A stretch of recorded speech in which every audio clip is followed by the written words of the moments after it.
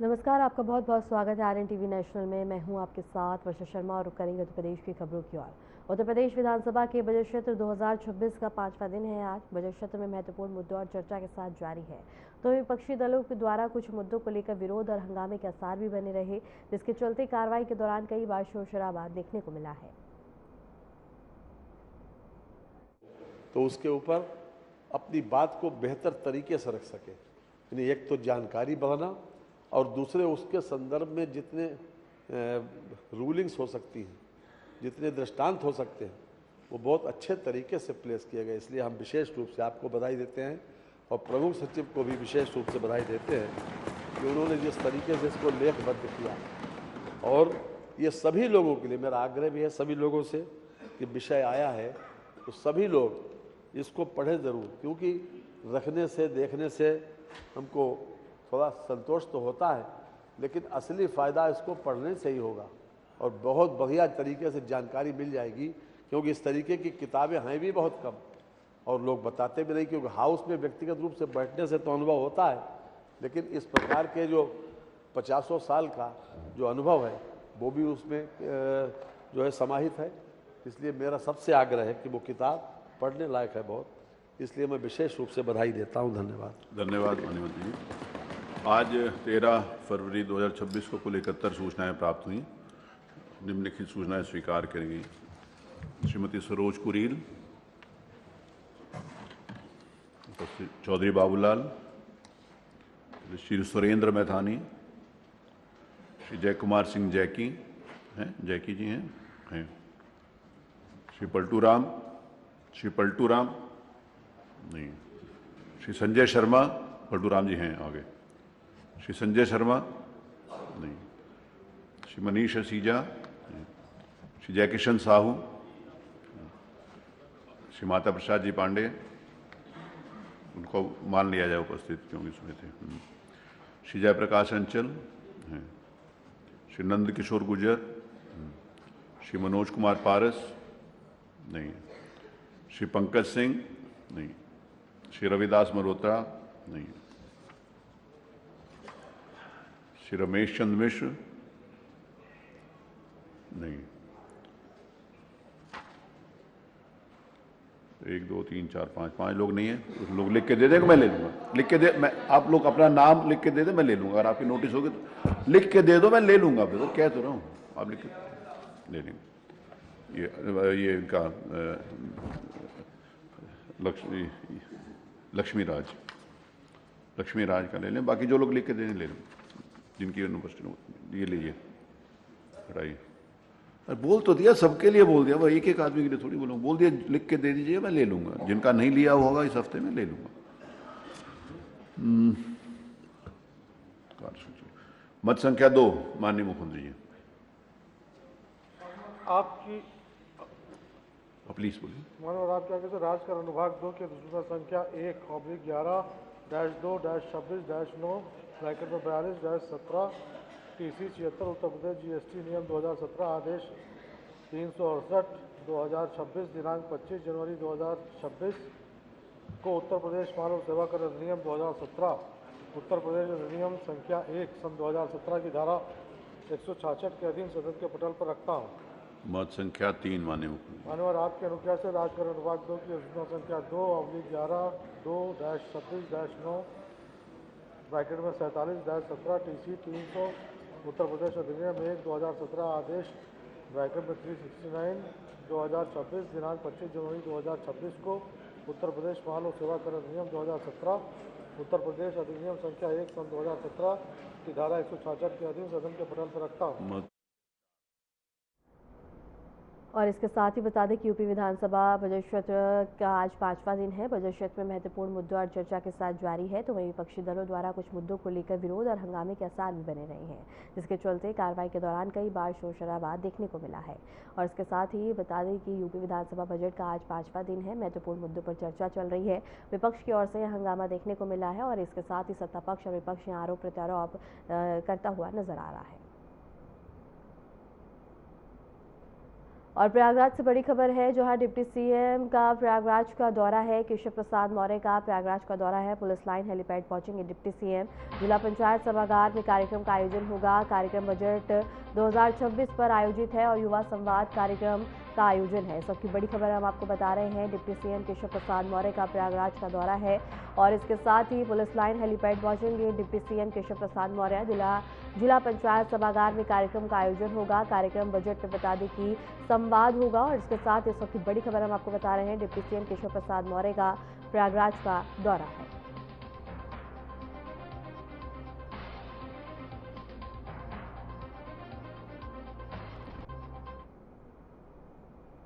रुक करेंगे बड़ी खबर की ओर। प्रयागराज का दौरा है डिप्टी सीएम ब्रजेश पाठक का और इसके साथ ही पुलिस लाइन हेलीपैड पे आएंगे deputy CM. Tilak Nagar road Devendra Mishra के घर जाएंगे। इसके साथ Allahabad medical association convention centre में भी कार्यक्रम का आयोजन है। कार्यक्रम में शिरकत करेंगे डिप्टी सीएम ब्रजेश पाठक। इस वक्त की बड़ी खबर हम आपको बता रहे हैं। डिप्टी सीएम ब्रजेश पाठक का प्रयागराज का दौरा है। ब्रजेश पाठक बता दें कि प्रयागराज के दौरे पर आएंगे और पुलिस लाइन हेलीपैड पर आएंगे। तिलक नगर रोड देवेंद्र मिश्रा के घर जाएंगे और इसके साथ Allahabad medical association convention centre में कार्यक्रम का आयोजन है। कार्यक्रम में शिरकत करेंगे डिप्टी सीएम ब्रजेश पाठक।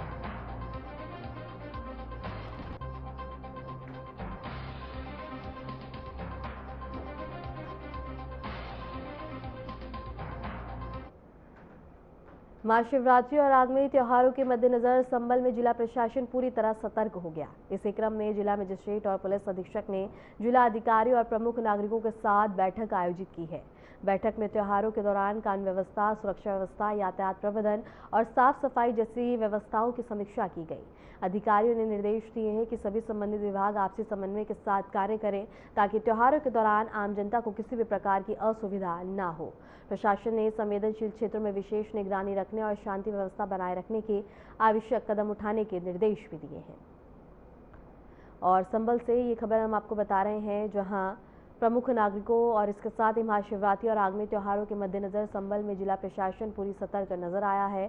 इसी क्रम में जिला मजिस्ट्रेट और पुलिस अधीक्षक ने जिला अधिकारी और प्रमुख नागरिकों के साथ बैठक आयोजित की है। बैठक में त्योहारों के दौरान कानून व्यवस्था, सुरक्षा व्यवस्था, यातायात प्रबंधन और साफ सफाई जैसी व्यवस्थाओं की समीक्षा की गई है।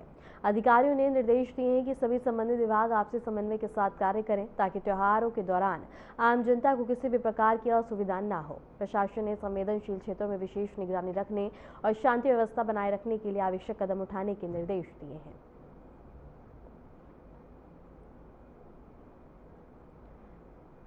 और लखनऊ से बड़ी खबर है, जहां यूपी कैबिनेट ने नई आबकारी नीति को मंजूरी दी है। उत्तर प्रदेश में महंगी हुई देशी शराब और 1 अप्रैल से बढ़ जाएंगे देशी शराब के दाम।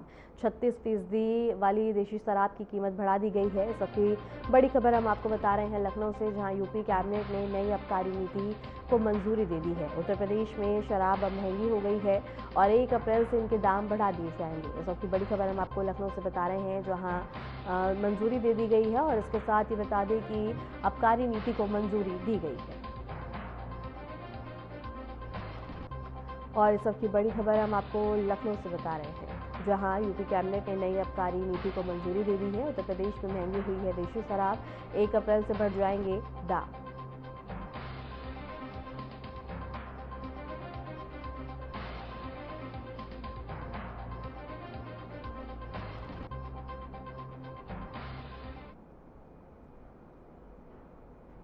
और वहीं लखनऊ से एक और बड़ी खबर है, जहां यूपी में 1.09 करोड़ मतदाताओं को नोटिस जारी किए गए हैं। चुनाव आयोग से मतदाताओं को नोटिस जारी किए गए हैं। 1 करोड़ से ज्यादा मतदाताओं को नोटिस जारी किया गया। अनिवार्य रूप से 2 घंटे बूथ पर रहेंगे बीएलओ। इस सबकी बड़ी खबर हम आपको बता रहे हैं, जहां नोटिस जारी किए गए हैं और इसके साथ ही मतदाताओं को नोटिस जारी किए गए हैं। चुनाव आयोग के द्वारा ये नोटिस जारी किए गए हैं। 1 करोड़ से ज्यादा मतदाताओं को नोटिस जारी हुए हैं। अनिवार्य रूप से 2 घंटे बूथ पर रहेंगे बीएलओ। इस वक्त की बड़ी खबर हम आपको लखनऊ से बता रहे हैं, जहां बीएलओ को नोटिस जारी किए गए हैं।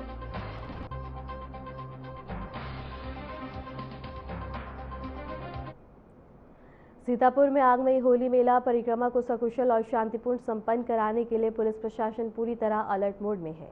उत्तर प्रदेश पुलिस के महानिरीक्षक लखनऊ परिक्षेत्र श्री किरण एस ने बता दें कि मिश्रक क्षेत्र के प्रमुख मार्गों, पड़ावों और घाटों का स्थलीय निरीक्षण किया है।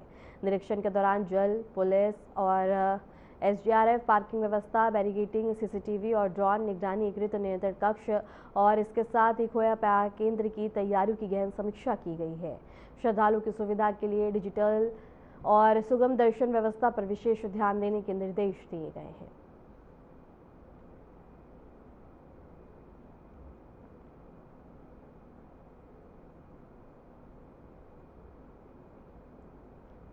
उत्तर प्रदेश के बाराबंकी जिले में लोनी कटरा थाना पुलिस को बड़ी सफलता मिली है। पुलिस ने 3 शातिर अंतर जनपदीय डीजल चोरों को गिरफ्तार कर उनके कब्जे से अवैध डीजल बरामद किया है।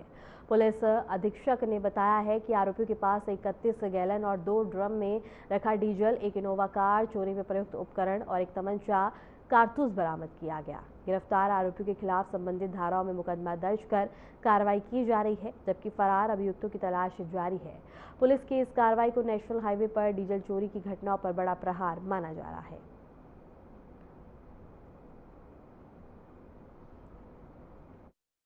ये आप सभी लोगों को अवगत कराना है कि थाना लोनी कटरा की पुलिस द्वारा आज एक गैंग का पर्दाफाश किया गया है, जिसमें 3 लोगों को आज गिरफ्तार किया है। मोहम्मद सौरभ, जो कि मूलतः जनपद अमेठी का रहने वाला है, सतीश कुमार और हरिओम, ये मूलतः थाना लोनी कटरा के रहने वाले हैं। और ये जो गैंग है, ये हाईवे पे जो वाहन खड़े रहते हैं, ट्रक वगैरह, उसमें से फ्यूल चोरी करते थे। और इनके 2 साथी और थे, वो अभी अरेस्ट नहीं हुए हैं, उनको भी शीघ्र गिरफ्तार किया जाएगा।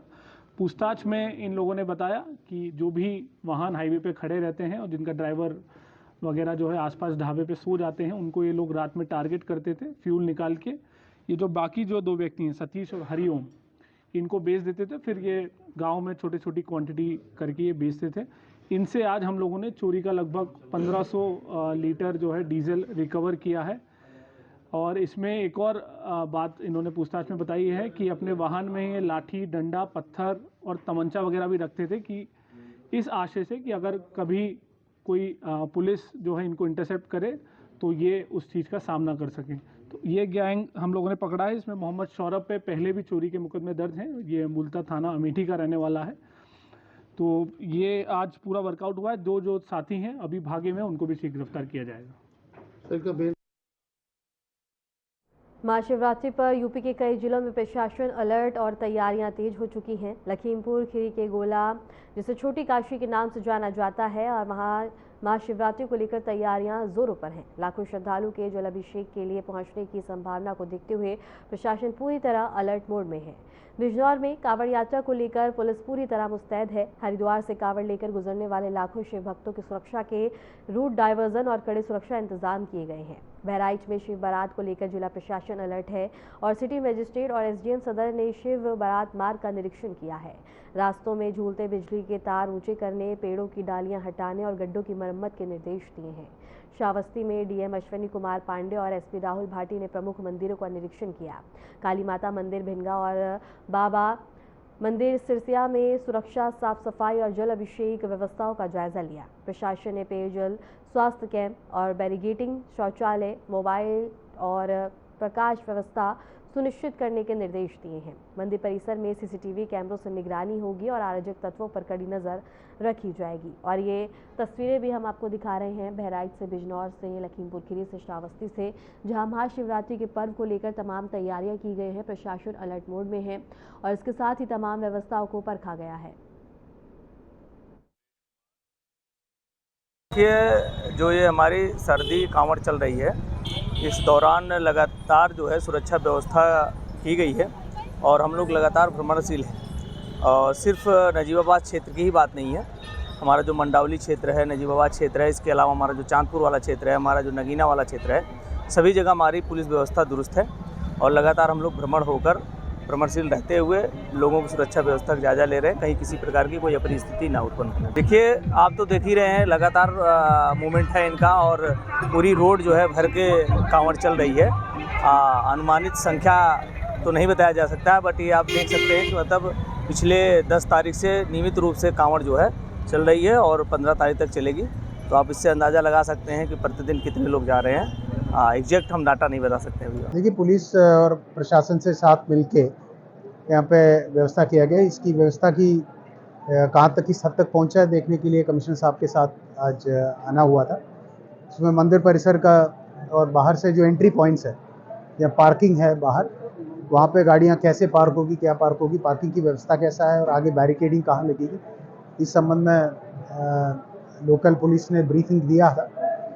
अभी ऑन पेपर तो ठीक लग रहा है और कुछ अन्य निर्देश भी दिए गए थे, जैसे कुछ तार लटका हुआ हो या फिर कोई ऐसी बिल्डिंग या ऐसा कुछ हो तो जो गिरने की स्थिति में हो। तार तो कुछ नीचे है, उतना प्रॉब्लम नहीं है, पर उसको देखने के लिए अनुरोध किया गया था लोकल थानाध्यक्ष को, तो बिजली विभाग से कोऑर्डिनेशन रख के बात कोऑर्डिनेशन की है। और जहाँ जहाँ खुला नाला है, वैसे तो भीड़ बहुत ज़्यादा नहीं है तो उसकी प्रॉब्लम नहीं होनी चाहिए, बट हमें प्रिपरेशन रहना चाहिए। जो खुली नाला है इन सबको भी ढकने का प्रयास कर लिया जाएगा, पर पुलिस फोर्स पर्याप्त मात्रा में रहेंगे, चौक चौबंद रहेंगे। जो वॉलंटियर्स हैं उनके साथ मिलके हम जो सुरक्षा और इनकी ट्रैफिक व्यवस्था और इनकी जो सुगम रूप से, सुचारू रूप से क्राउड आगे बढ़े, इसमें प्रयास किया जाएगा। दिनांक 15 फरवरी 2026 को महाशिवरात्रि का आयोजन होना है, जिसमें ये शिव बारात भी निकाला जाता है। जिलाधिकारी महोदय एवं पुलिस अधीक्षक महोदय द्वारा ये निर्देश दिया गया है कि रास्तों का भ्रमण कर लिया जाए, जो भी समस्याएं सामने आ रही है उसको 14 तारीख तक निराकरण कर लिया जाए और उसका निस्तारण करके उनको अवगत कराया जाए। इसी क्रम में आज आप लोग देख रहे होंगे SDM करके हम लोग द्वारा जिलाधिकारी महोदय एवं पुलिस अधीक्षक महोदय को अवगत कराया जाएगा। किसी भी तरह की कोई भी समस्या आने पर तत्काल उसका निराकरण होगा, तथा हम लोगों द्वारा एक टीम भी बनाई गई है कि मौके पर वो देखे कि कहाँ कहाँ क्या समस्या आ रही है और उसका निस्तारण कराए।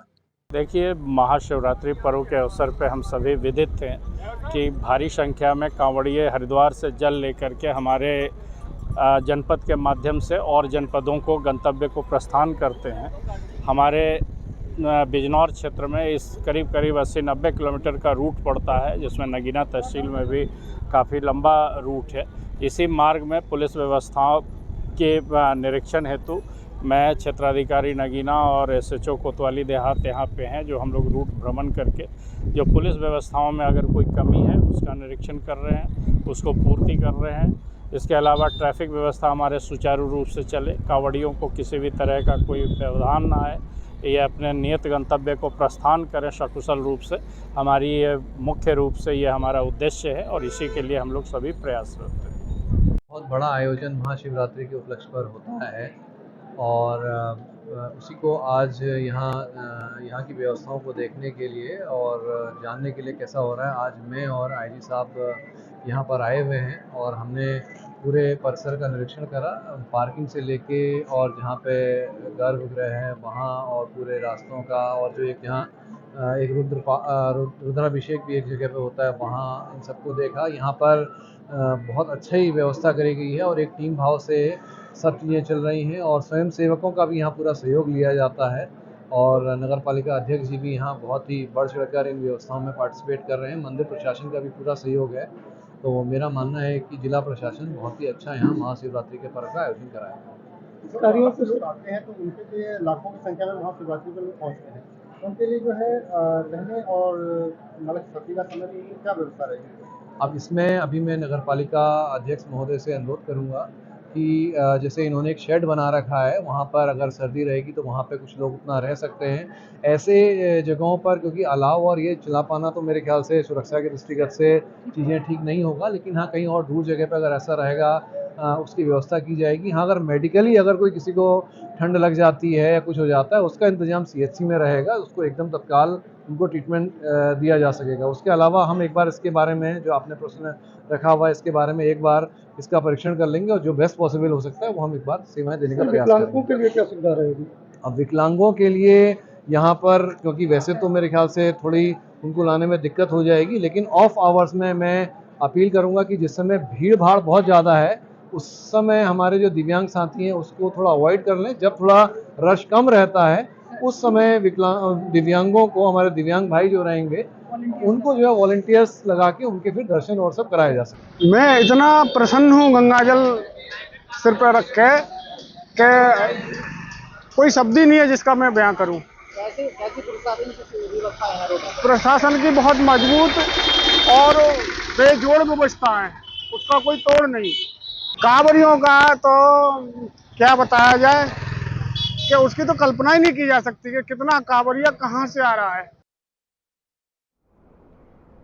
बदायूं में दो ट्रैक्टर ट्रॉलियों की आमने सामने जबरदस्त भिड़ंत में 3 लोगों की मौत हो गई है, जबकि 18 लोग घायल हो गए हैं। हादसा बता दें कि थाना क्षेत्र के सिद्ध बुरेलिया गांव के पास हुआ और पुलिस के मुताबिक टक्कर इतनी भीषण थी कि ट्रैक्टर ट्रॉलियों के परखच्चे उड़ गए। शुरुआती जांच में हादसे की वजह दोनों वाहनों की तेज रफ्तार बताई जा रही है। घायलों को तुरंत बिसौली CHC में भर्ती कराया, जहां उनका उपचार जारी है। वरिष्ठ पुलिस अधीक्षक डॉक्टर ब्रजेश कुमार सिंह भी मौके पर पहुंचे और घायलों को बेहतर उपचार दिलाने के निर्देश दिए।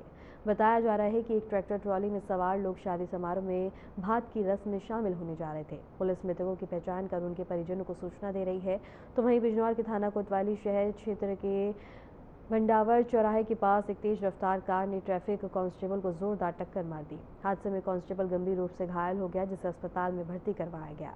हालत नाजुक होने पर उसे हायर सेंटर रेफर किया गया। कार में एक महिला और एक अन्य व्यक्ति सवार थे, जिन्हें अस्पताल में भर्ती करवाया गया। घटना के बाद कार चालक मौके से फरार हो गया। SP अभिषेक और SP सिटी अस्पताल पहुंचकर हालात का जायजा लिया है।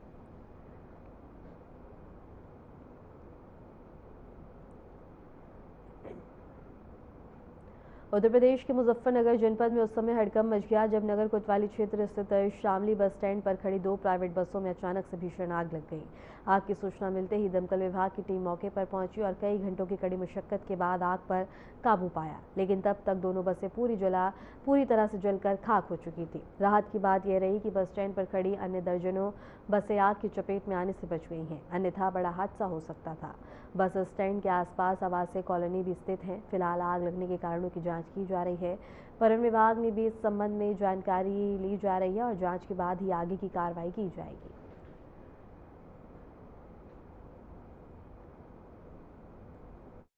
बस एक सूचना प्राप्त हुई थी कि एक कॉलर द्वारा कि यहाँ सामने बस स्टैंड पे बसों में आग लगी हुई है। यहाँ पे तत्काल हाई स्टेशन से दोनों गाड़ियों को रवाना कर दिया गया। वहाँ देखा गया कि एक बसों में आग लगी हुई थी, उसके साइड से पीछे जलते हुए पीछे दूसरे वाले बस में आग लग गई। तो वहाँ पे पंपिंग करके आग को बुझाया गया और देखा गया काफ़ी चारों तरफ वहाँ पर और भी गाड़ियाँ खड़ी थी और उसको कंट्रोल किया गया। मतलब फायर सर्विस और पुलिस वहाँ मौके पर मौजूद है और फायर सर्विस द्वारा पूरा कार्य पूरा किया गया। सर कितने गाड़ी में जो है आग लगी है? पहले तो ये सिंगल एक गाड़ी में लगी थी, उसके बाद धीरे धीरे करके दूसरी वाली गाड़ी पकड़ ली थी और फिर उसके बाद फायर सर्विस द्वारा कड़ी मशक्कत और सूझबूझ के साथ वहाँ पे आग को पूरा कंट्रोल किया गया। आग का कारण क्या रहा है? आग का कारण अभी तक पता नहीं चल पाया, क्योंकि वो उनसे जब पता किया गया तो ये बताएं कि लगभग यहाँ पे 1 घंटे पहले से गाड़ियाँ खड़ी थी और इसका तो अभी स्पष्ट कारण नहीं मालूम चल पाया, लेकिन ये इसकी जाँच होगी, इस बात को बता दें। बसें खड़े होने के बावजूद भी वहाँ पर इस तरह की घटना सामने आई है, क्या कहेंगे? अब इसके लिए तो अभी परिवहन विभाग से ये चीज़ें बात होंगी, वहाँ पे कुछ न कुछ व्यवस्थाएं करें जिससे अग्निशमन कार्य अपना सुचारू रूप से अपना काम कर सके। जैसे इन केस अगर कुछ आग लगती है तो कम से कम एक फर्स्ट एड के रूप में अपना खुद पहले प्रयास करें आग बुझाने के लिए। वहाँ पे व्यवस्थाएं नहीं थी, इसके लिए उनसे बात करके उससे यहाँ व्यवस्थाएं करवाने का प्रयास किया जाएगा। ये तो अभी इसका कारण तो स्पष्ट नहीं है। अब वो क्या कर रहे थे वहाँ पे, क्या उसका कारण रहा, इसके बारे में भी उसकी जाँच होगी, इसके बाद ही पूरा मालूम चल पाएगा।